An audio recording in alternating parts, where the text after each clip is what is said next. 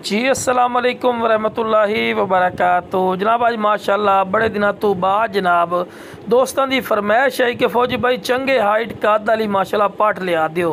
तो आज जनाब माशाल्लाह चंगे हाइट कद वाली माशाल्लाह पट ही ने खूबसूरत फेस ब्यूटी सू और कन्ना दे लापर भी बिरा चेक कर सकते हैं। चंगे लंबे कान, लंबी वेल और लंबी गर्दन दे विच ही ने कोई ऐसा खूबसूरती का पॉइंट घट को नहीं जड़ा इस दे विच माशाल्लाह को घट हो। हर पॉइंट लू जबरदस्त और A+ क्वालिटी दे विच ही ने और डबल हड्डी।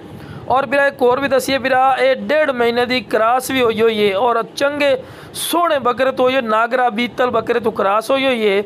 लेकिन बिरा साडा तुहाडा सौदा जिहड़ा उसी खाली दा उसी और इस टाइम बिरा 2 टाइम का लीटर दुध भी देंदी पई है। अगर खल वगैरह पई सौदा ठीक है ना जी, दुध भी दे रही है। लेकिन दुध अगे जाके ने सुकावना ही है क्योंकि तुहानू पता है बिरा 1.5 महीने की क्रॉस हो गई है।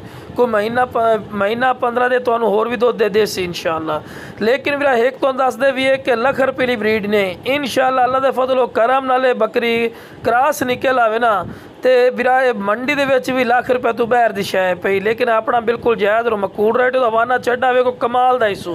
तो लो बिरा टोर फिर के भी खा रहे हैं कि सेहतमंद और माशाल्लाह एक्टिव नहीं और तंदुरुस्त हर पॉइंट ज़बरदस्त ने माशाल्लाह। वेल चेक करो कमाल दी वेल, फेस ब्यूटी कमाल दी माशाल्लाह और कन्ना दी चौड़ाई और लंबाई वेखो बिरा एनू आंदन क्वालिटी खूबसूरती और नस्ल बिरा एनू वेखो जी। गल्लां जितनी मैं कीती रखा फ़ायदा कोई नहीं, चीज़ अपने मुँह आप बोल दी कि वाकई कोई चीज़ है। रेशम वाली कारपशा भी ने मुँह 6 दांदी ने